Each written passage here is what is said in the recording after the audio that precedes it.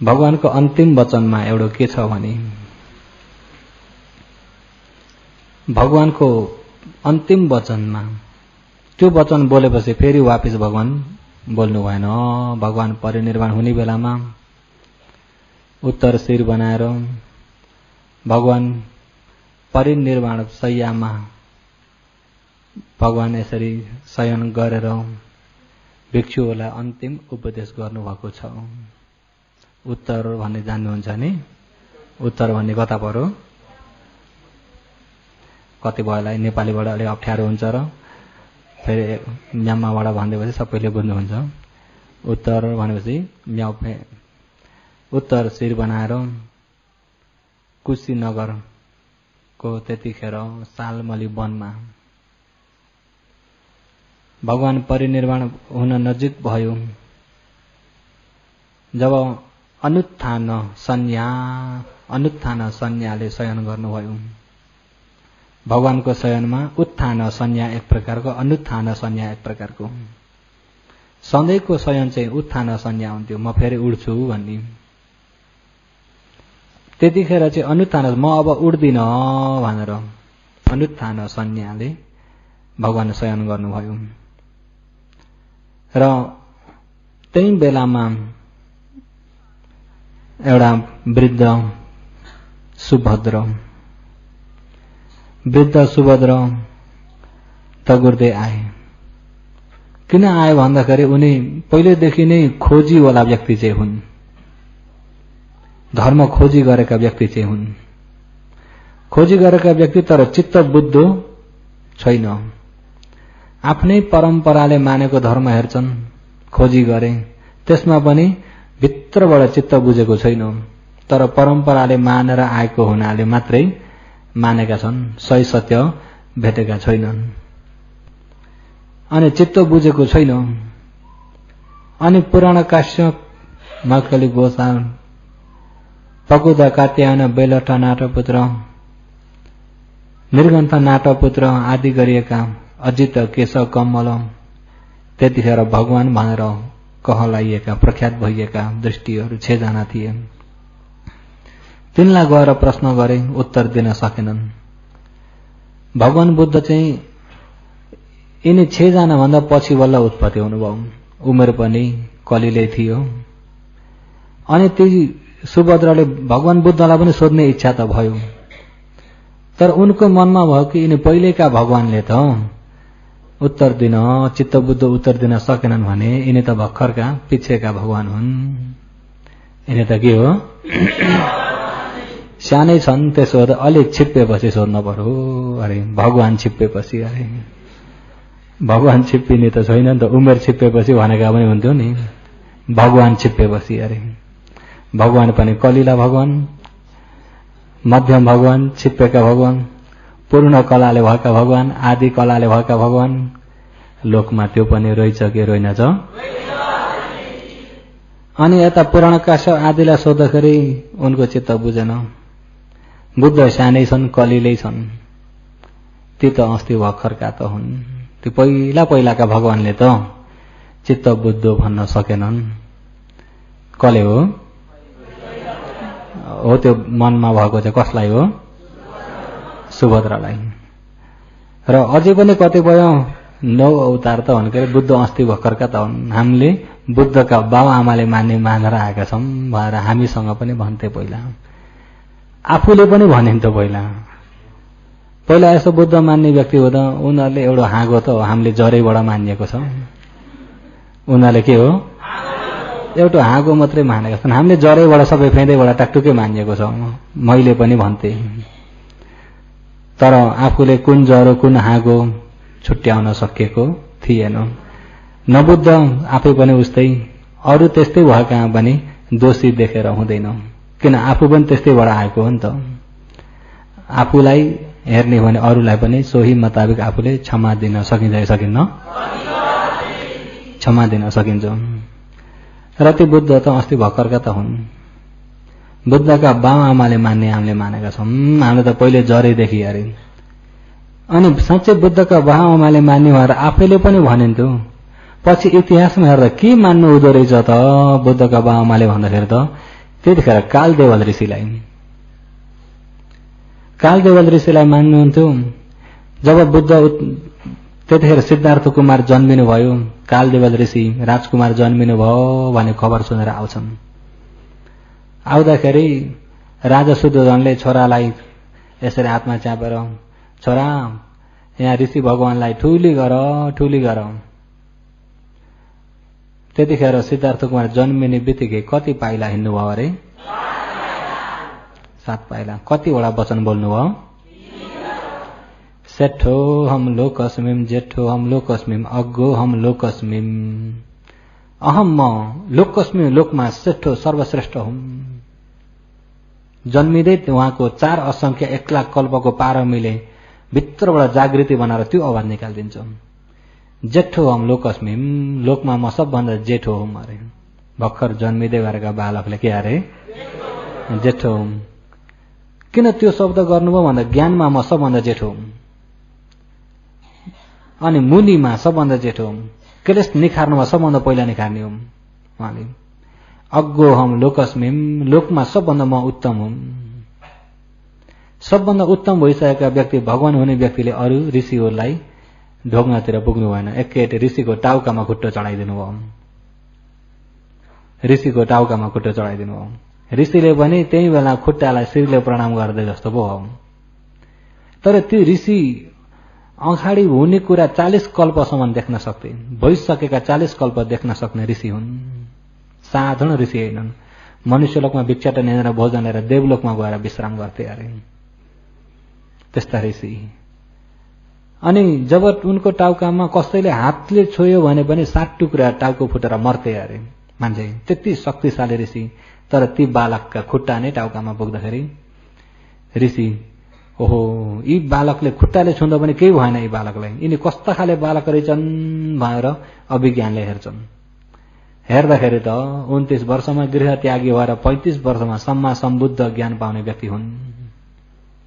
भगवान हुने व्यक्ति देखे त्यो ऋषिले। अनि त्यो देख्ने बित्तिकै अनि ज्ञान कतिले पाउँछन् हेर्दाखेरि धेरैले सत्य धर्म सुन्न पाउने वा बुझ्न पाउने भए भनेर ऋषि खुसी भएर हाँस्छन्। अनि मैले पनि बुझ्न पाउँछु कि पाउँदिन भनेर आफ्नो आयुलाई हेर्दाखेरि त्यति बाँच्दैनन्। आफू भगवान यता बुद्ध त ज्ञान नपाउँदै पहिले मर्न पर्ने भयो। मरेर कहाँ पुग्छु भन्दा रूप नभइएको ब्रह्मलोकमा मरेर ब्रह्माजी हुन पर्ने भयो। के हुन पर्ने भयो? निराकार ब्रह्मा हुन पर्ने भयो। अनि रूप नभएका ब्रह्मा हुँदा आँखा कान छैनन्, भगवानको दर्शन हुन सक्दैन, धर्म सुन्न सक्दैनन्। लो म त ब्रह्माजी हुन पर्ने भएछ, म त चुल्लुम्बै डुबे, म जस्तो अभागी को छ र संसारमा भनेर रुन थाले ऋषि। ब्रह्माजी हुन पर्दाखेरि के गर्न थाले? अरूले सत्य धर्म बुझ्ने भए म छोडिने भए, मेरो आयु लामो छ, म मनुष्यलोकमा आउँदा बुद्ध शासन रहन्न ऋषिले। अनि राजा आत्ते छोराको खुट्टो ऋषिको टाउकोमा, ऋषि घरि रुन्छन्, घरि हाँस्छन्।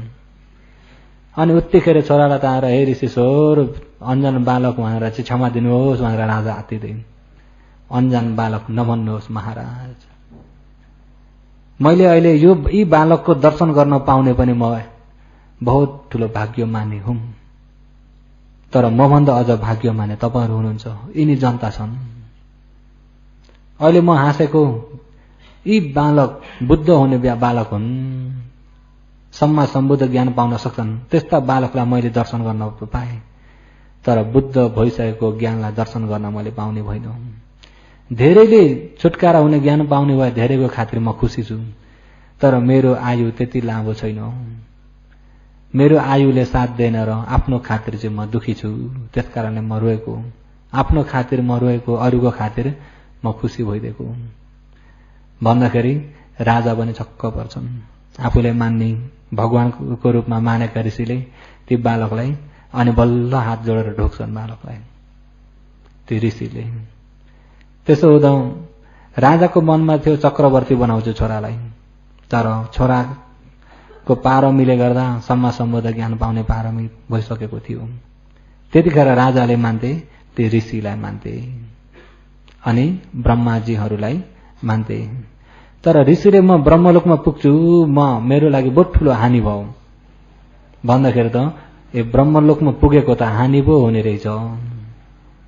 त्यहाँ पनि आयु छ, आयु सकेपछि फेरि गिर्नुपर्छ। त्यो पनि लोकोत्तर होइन, लोक हो। ब्रह्म लोकोत्तर होइन, ब्रह्म लोक हो। लोक हो भनेपछि जन्म मृत्यु छ, लोकोत्तरमा मात्रै जन्म मृत्यु छैन। र इतिहासमा हेर्दाखेरि त त्यतिखेरका राजा शुद्धोधनले पनि सही भगवान चिन्न सकेका थिएनन्, किन भगवान नै उत्पत्ति हुनुभएको थिएन। अनि आफ्नो ढंगले मान्ने त थिए। अनि ती सुभद्रा उनलाई पनि मान्न त मानेका छन्, चित्त चाहिँ बुझ्दैन, चित्त बुझ्दैन, खोजीमा चाहिँ छन्। सबैलाई सोधे तर भगवान बुद्धलाई चाहिँ के देखे? सानै छन्, सानै छन्, भर्खरका त हुन्। हेर्नुहोस् है। अनि त्यहाँबाट परिनिर्वाण हुने बेला भयो भने थाहा पाउँदाखेरि लौ सानै छन् भनेर नसोधिरहेको मेरो धुकधुकी रहने भयो। बरु यो प्रश्न चाहिँ सोधेरै छोड्छु भनेर बल्ल दगुर्दै आउँछन् बुढा सुभद्रा। अनि आउँदाखेरि त्यतिखेर भगवान परिनिर्वाण हुनुहुन्छ भनेर कुशीनगरमा त्यतिखेर ती मल्ल राजाहरू छन्। मल्ल राजाहरू, राजपरिवारहरू सबै, अनि त्यहाँ राजाका सिपाहीहरू, भिक्षु सङ्घहरूको घेरा ठुलो छ। बाटो छोटो भन्छन्। आनन्दले भगवानलाई यतिखेर पीडित भएको बेला परेको छ, कोही पनि नआओ, आनन्दले बाटो नछोडिदिनु। भगवानले तिनीलाई पर्खिनु भएको छ। यिनी सुभद्रा चाहिँ मैले देशना गरे मात्रै छुटकारा हुन्छन्, अरूसँग धर्म सुन्न पनि खोज्नेवाला होइनन्। अरूले देशना धर्म प्रचार गरेर बुझ्ने व्यक्ति होइनन् यिनी। यिनलाई चाहिँ मैले धर्म देशना गरेर मात्रै छुटकारा हुन्छन्। अरू रहेका व्यक्ति चाहिँ सुभद्रा बाहेक चाहिँ रहेका व्यक्तिलाई चाहिँ मैले देशना गरिराख्न पर्दैन। गुरु परम्परागत आफ्ना गुरु चेला अनुसारले नै धर्म बुझ्दै जान्छन्, छुटकारा हुँदै जान्छन्। मैले छुटकारा गर्ने सुरुक पञ्चवर्गीमा कौडिन्यदेखिबाट अन्तिम यिनी सुभद्रा मेरा श्रावक यति नै हुन्, मबाट छुटकारा हुने। त्यसपछि चाहिँ यस्तै परम्परागत आफ्ना गुरु अनुसारले, आफ्ना श्रावक र गुरु अनुसारले छुटकारा हुँदै जान्छन्। भगवानले त्यो देख्नुभएको थियो। अनि ती सुभद्रालाई नै पर्खिनु भएको। अनि आनन्द सुभद्रालाई यहाँ ल्याऊ भनेपछि त फेरि बाटो नछोड्दी भयो त। अनि भगवानको साथमा आएर उनले भगवानलाई प्रश्न गर्छन्, हे गौतम, मेरा प्रश्न मैले धेरैलाई सोधेँ, मेरो शङ्का समाधान भएन। र हजुर पनि अब परिनिर्वाण हुनुहुन्छ भन्दाखेरि पहिला त सानै हुनुहुन्छ भनेर नसोधी बसेको, अहिले त परिनिर्वाण हुने बेला पो भएछ। मेरो शङ्कालाई समाधान गरिदिनुहोस्। ल सोध। आकाशमा उड्ने ऋषिहरू हुन्छन्, अभिज्ञान सिद्धि भएका, ती व्यक्तिका आकाशमा पाइला हुन्छन् कि हुन्नन्? भगवानले हुँदैनन्। अनि संस्कार धर्म नित्य केही छ कि छैन? नित्य छैन। अनि अर्को, तपाईको शासनमा बाहेक श्रमण छन् कि छैनन् भनेर सोधे। श्रमण भनेको क्लेश नाश गर्ने, क्लेश निखारेका अरहन्त छन् कि छैनन्? श्रोतपन, सकृतगामी, अनागामी अरहन्त चाहिँ तपाईको धर्ममा बाहेक अरू धर्ममा निर्वाण प्राप्त गर्ने छन् कि छैनन्? सोद्धाखेरि भगवानले छैनन्। छन् अरे त। आकाशत पदोन्नति संखारे नति सत्सतो। आकाशमा पाइला हुनन्, संस्कार शाश्वत भन्ने छैन। अनि समनोन्नति बाहिरे, म भगवानको शासनदेखि बाहिर अरहन्त ज्ञान पाउने कोही पनि छैनन् अरे। छन् त?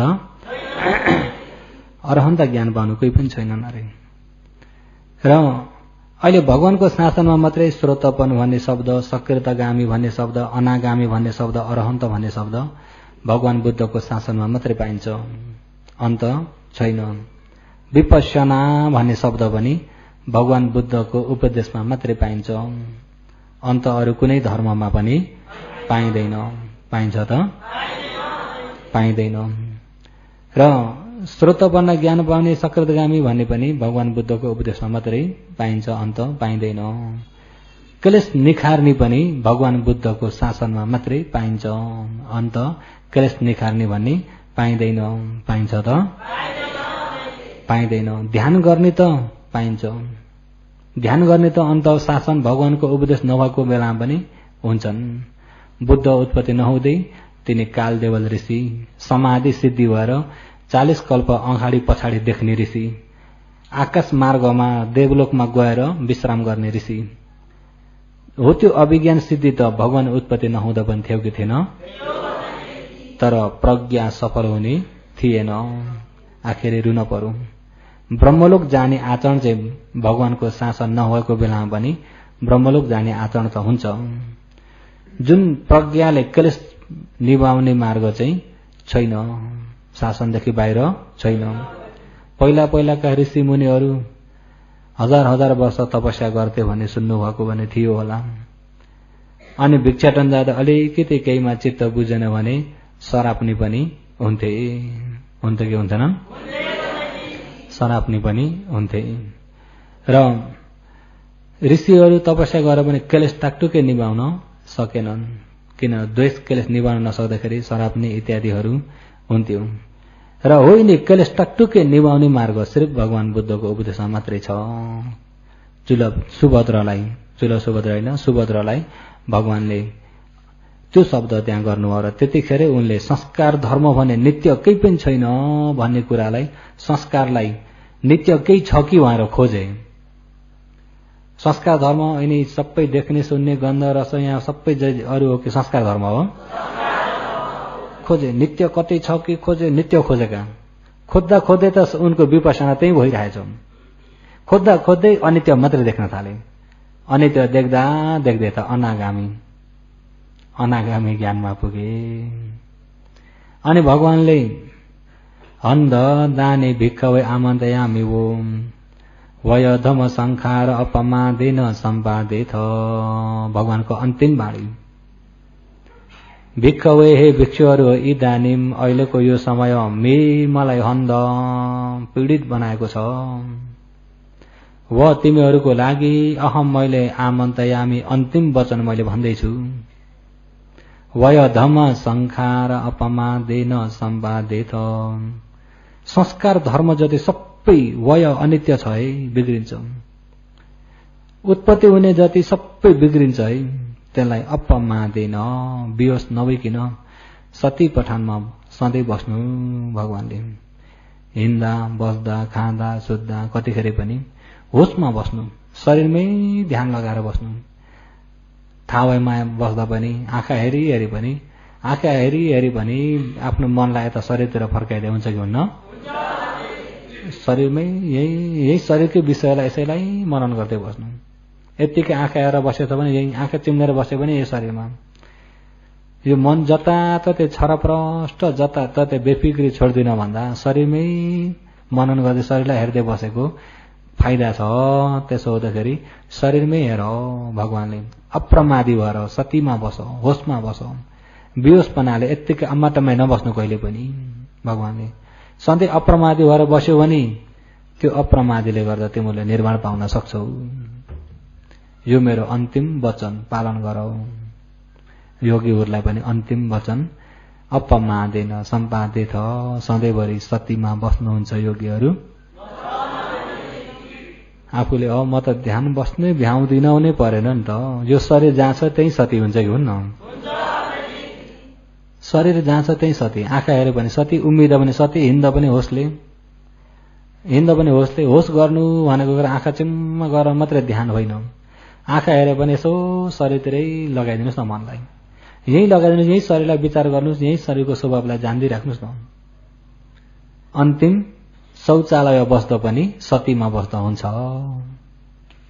अन्तिम कुरा शौचालय बस्दै पनि प्रथम ध्यान द्वितीय ध्यान पाउने इतिहासहरू छन्। तर तिनीमा अहिले भन्दिनँ। अन्तिम ध्यान बस्नलाई त म नुहाएको छैन, पर्दैन केही पनि। महानन्द मनको काम हो नि त। के को काम हो? ध्यान त बस्न हो त म नुहाएको छैन, म चोखेको छैन, म चोखेकी छैन, पर्दैन। मन चोख्याउने हो। के गर्ने हो? मन चोख्याउने हो। त्यसो त ध्यान गर्नु कतिखेर पनि हुन्छ, सतीमा बस्न कतिखेर पनि हुन्छ। अनि हिँड्दा बस्दा खाँदा सुत्दा सुतेको बेला पनि सती पठान्दै सुते हुन्छ कि हुन्न? यता सोचो उता सोचो गर्न थाल्यो भने पिर बटुल्नुहुन्छ, अतीततिर फर्क्यो भने पिर बटुल्नुहुन्छ, अनागततिर गयो भने लोभतिरबाट जानुहुन्छ। यस्तो हुन पा, यसो गर्न पा, यसो गर्न पा, यसो हुन पा भन्यो भने लोभलाई गुरु बनाएर हिँडेको भइन्छ। अतीततिर पूर्वतिर फर्किने भने चित्त नबुझेकातिरबाट जान्छ र शोक बटुल्नुहुन्छ। लोभ र शोकतिर जान भन्दा सतीले जाने भने ज्ञान भइरहेको हुन्छ। सतीले जाने भने के भएको हुन्छ? त्यही भएर सतीमा बस्नु भनेर भगवान त्यहाँबाट परिनिर्वाण हुनुभयो। बिहान अरुण उदयको समयमा भगवान परिनिर्वाण हुनुभयो। परिनिर्वाण हुँदाखेरि त्यतिखेर अरहन्त अनागामीहरू त केही पनि हुन्न। उहाँहरूले शोकलाई रिसलाई जितिसक्नुभएको, निभाइसक्नुभएको हुँदाखेरि उहाँहरूलाई के भएन, श्रोतपन सकृतगामीसम्म पनि आँसु झारेका थिए आनन्दहरू। पृथकजनहरूको त रवाज धेरै नै थियो। त्यतिखेर इन्द्रले पनि आएर धर्म देशना गर्छन्, तर भगवानले उपदेश गर्नुभएको धर्मलाई। इन्द्रले के भन्छन् भन्दा अनिच्छवत संकार उपादवय धम्मिनो उपजित्वा निरुद्धन्ति ते समूप समो सुखो। संखार संस्कार धर्म जति अनित्य सबै अनित्य मात्रै छन्। इन्द्रले पनि त्यसैलाई फेरि भन्नुहुन्छ, संस्कार धर्म जति सबै के हो? योगीहरू संस्कार धर्म भन्ने त बुझ्नुभयो नि? रूप खण्ड, वेदना खण्ड, संज्ञा खण्ड, संस्कार खण्ड, विज्ञान खण्ड हो। यो मन रूप सबै संस्कार धर्म, निर्वाण बाहेक सबै संस्कार धर्म हो। यो संस्कार धर्म जति सबै अनित्य। अनिच्छवत संखार उपादवय धम्मिनो। संखार त्यो संस्कार धर्मको नियम के छ भन्दा उपादवय अरे बन्ने बिग्रिने नियम हो। उसको नियमै बन्ने बिग्रिने हो। उपजित्वा निरुद्धन्ति तेषाम् उपशमो सुखो। उत्पत्ति भएर मात्रै विनाश हुन्छ हो। त्यो उत्पत्ति पनि विनाश पनि बन्ने बिग्रिने दुइटै भइएको यो खण्ड उपशमो निभो भने बल्ल सुख निर्माण हो। त्यसो हुँदा खण्ड निभ्ने गरी हेर्नुपर्छ। त्यो चाहिँ पछिबाट फेरि इन्द्रले र यसरी गाथाले भगवानलाई पूजा गरेका। भगवानको परिनिर्वाणमा सबैले पूजा गरे। आनन्द चाहिँ शोकमा पर्नुभयो। उहाँ त श्रोत पर्न मात्रै। शोकमा पर्दाखेरि भगवानलाई अति क्षिपम भन्थे अति क्षिपम भगवा परिनिर्बुद्धो। भगवान बहुत चाँडो परिनिर्वाण हुनुभयो, चाँडै परिनिर्वाण लिनुभयो। अति क्षिपम धम्म चखुम अन्तर्धायति। धर्मका आँखा अन्तर ध्यान भए। आनन्दले चाहिँ पीर पर्यो। धर्मका आँखा अन्तर ध्यान भए। यतिखेर मैले दिशापि मे नाभिजानाति।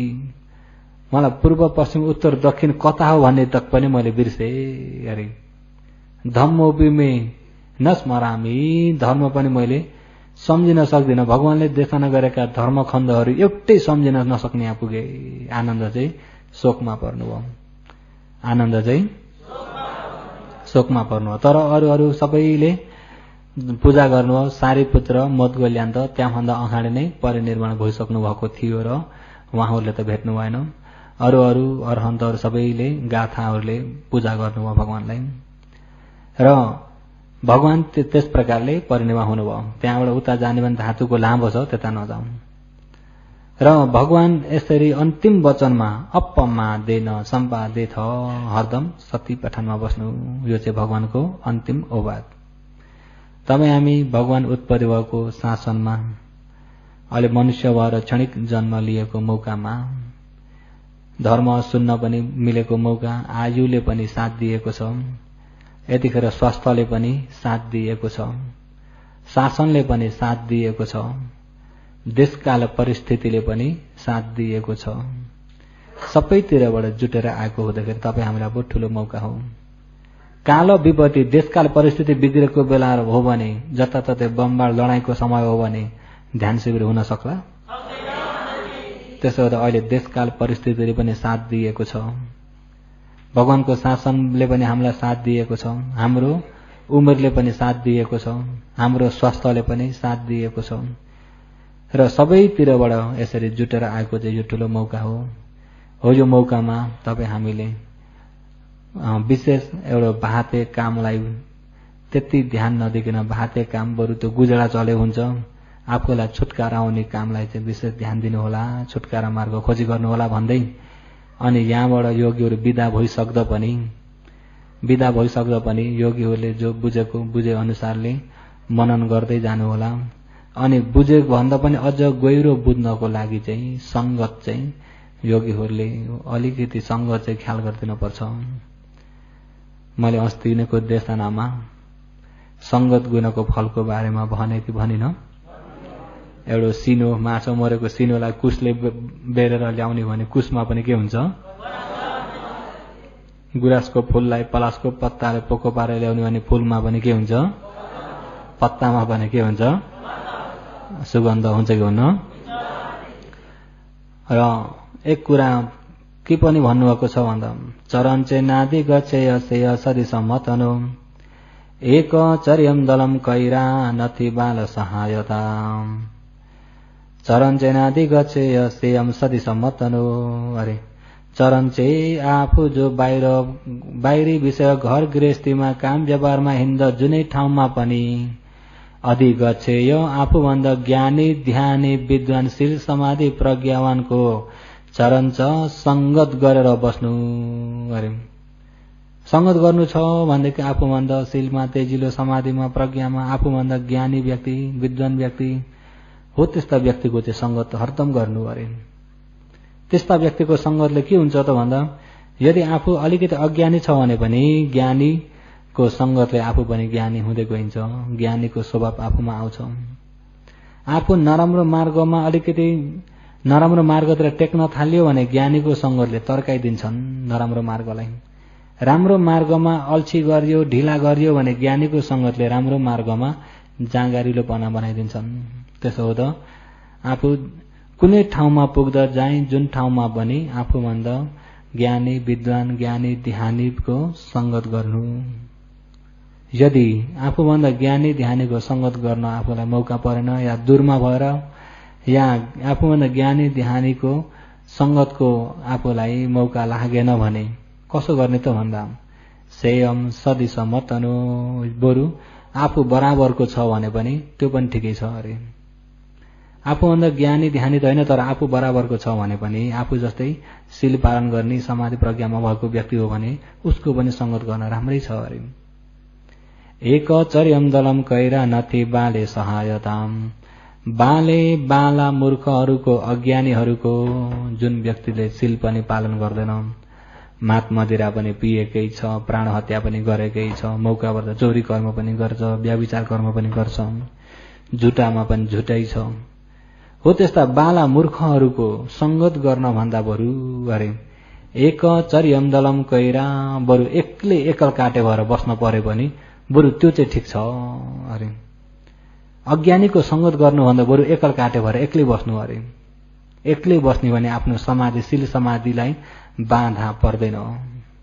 अज्ञानीको संगतले गर्दाखेरि मूर्खको संगतले गर्दा आफूमा भएको शीलमा समाधिमा प्रज्ञामा बाधा परेर जान्छ र ऊ पनि नरक जान्छ आफू पनि नरकमै गइन्छ।